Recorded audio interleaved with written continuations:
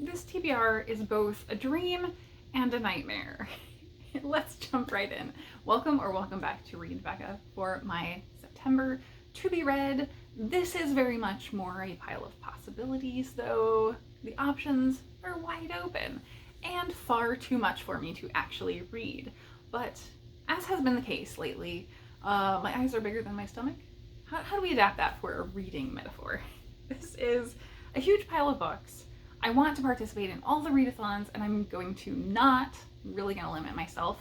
But from the thumbnail, you will probably have gotten an idea. A lot of my books are teeny tiny, though I have a huge stack of them. So those ones may lead you to what I'm mostly going to participate in. So let's start with the stuff I have to read. So the one I absolutely must read is The Escape Artist. And this is by Jonathan Friedland for the BookTube Prize Nonfiction Finals Round. As far as I know, this includes kind of the early days of anti-Jewish sentiment rising and the imprisonment of Jews in internment camps, and as the subheading says, a man who broke out of Auschwitz to warn the world. So that is the escape of this book. So that one is a must read. The only absolute must read. And then the really high priority is The Spare Man by Mary Robinette Kowal. This is a sci-fi murder mystery, I believe. I've again avoided hearing a lot about this as much as I can because this is currently on the nominees list for the Hugo Awards. It's one of two books I have not read, and I absolutely want to get to it. I don't know if I'll have time because it's almost 400 pages, and yeah, it's going to be really difficult. So we will see if I can get to this. The other option for Hugos I don't have, but I may be able to get to on audio, is The Daughter of Dr. Moreau by Silvia Moreno Garcia. That one is much more back burner. I think that book, from everything I've heard about it, is going to be a book I'd like, but not going to be my sort of thing exactly, and so I'm leaning against getting it fit in before Hugo's voting. Then we have all the shorties for Shorty September. So yeah, I really want to participate in Shorty September. I'm going to go with the loosey-goosey method and not follow the prompts. However, this readathon has been set up by some lovely booktubers, primarily Sean and Bert of Past Storytime and Soggy Expat Book Nerd. They have a whole zine out and a long list of prompts that are wonderfully inspired by shorts, and I'm not going to follow it. So these are just short books that I want to get to. The first one is an unintentional shorty, and that's Three Fires by Denise Mina. I purely picked this up a couple weeks ago before I was even thinking about September TBR, and it's a teeny tiny new release from the library. So this is from an author whose name I'm familiar with but haven't read from before. Denise Mina has had book club books, like big name stuff. So this is about the Dominican friar in historical, I think, 15th century Italy. We'll find out when I read it. Who started the Bonfire of the Vanities. This was burning luxury items, even things like books, in protest of the excesses of the Medici family. And that sounds like so much my vibe. I just recently read Byzantium and was really loving historical fiction there, and so this really grabbed my eye.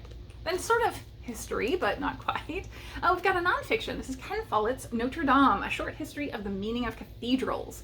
I read Pillars of the Earth last year, Ken Follett's big epic historical fiction about a cathedral, the building of a cathedral. And as far as I'm aware, if I'm remembering right, Follett visited Notre Dame and was so inspired by that he really became kind of an aficionado on the topic. He really did some self-research on that before diving into then writing Pillars of the Earth. So I think that was his inspiration. I could be totally wrong on this, but this is the story I'm remembering.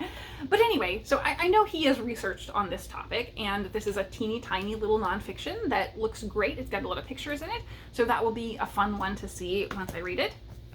And then we've got a random one that I found when I was picking up An Immense World by Ed Yong in the nature section. This is A Charm of Goldfinches and Other Wild Gatherings, Quirky Collective Nouns of the Animal Kingdom by Matt Sewell.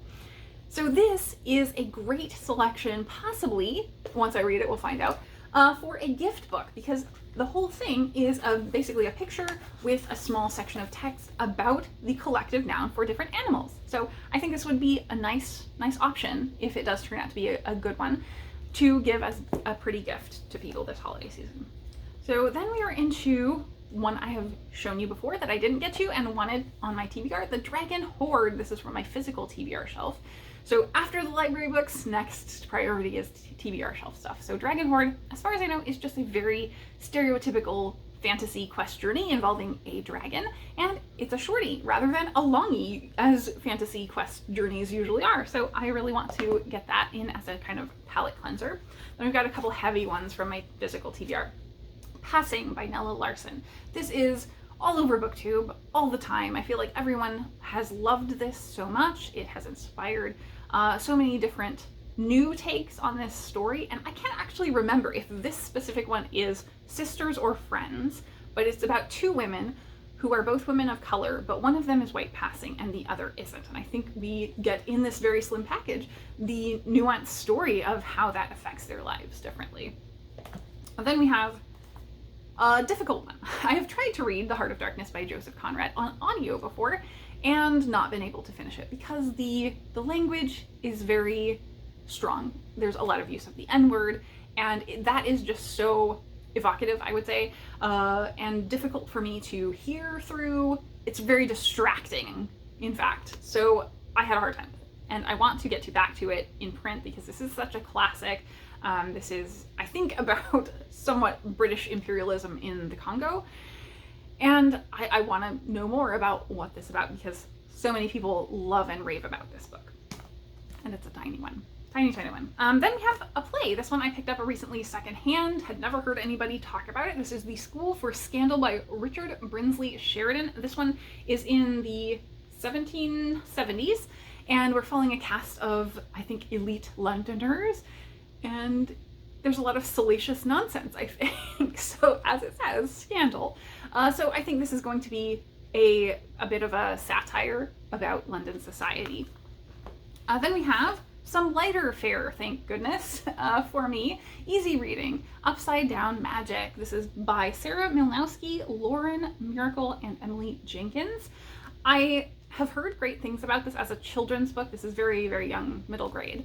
And I believe, I haven't really looked into the topic, but everyone raves about it. So this is about kids who go to magic school and their magic doesn't work right, or something is perhaps making it upside down, as per the title.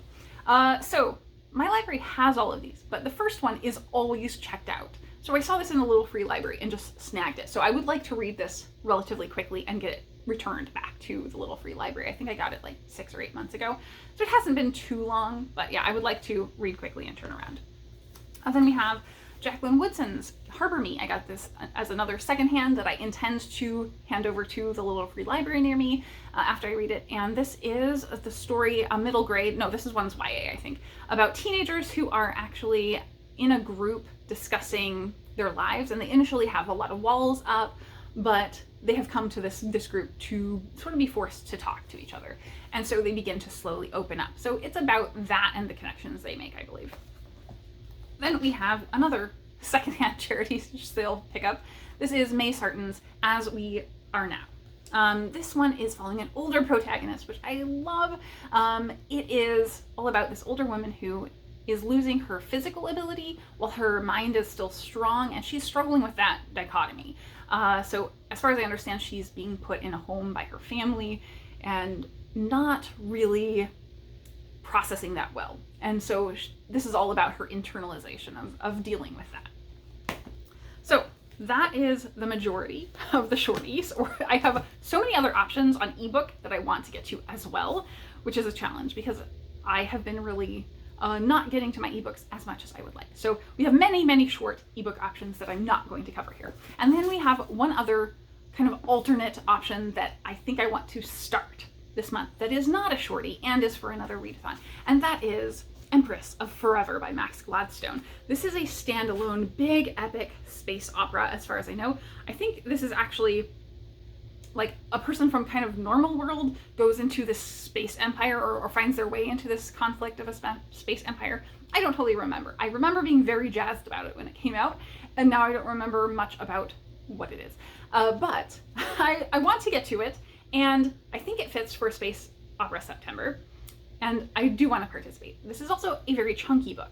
So if, assuming I can finish my last chunky book that I had in progress, Test of the D'Urbervilles, I will start this one this month. I don't think I will finish it. So that is it for the readathons that I'm intending to participate in. I will try and link all of the details down below. Oh, and Space Opera September. There are 3 hosts now, but that was started by Thomas from SFF 180 a couple years ago, and it is a fabulous readathon. They have great, like, everything is decked out in terms of working through prompts, and you get a certificate if you finish. Like, very cool. I have never fully participated though. I always mean to and I never do because I'm always so busy reading wise. There are so many other readathons that I want to participate in and I just don't have time. We've got Shorty September going on this month. It's just so chock full and I only have so much time. I'm very much in that space of feeling like I want to read everything and not reading anywhere near as much as I want to. So I think this is good enough, though the pile is going to be a lot. And in fact, I'm filming this on the 3-day weekend at the beginning, and so we will have had a 3-day weekend completed by the time you see this. So I may even have already read some of these, or at least started some of these by the time you're seeing this. Fingers crossed that I'm ahead enough in my writing that I do that. So that's all for me today, I think. Thank you all so very much for watching. And good luck with your September reads.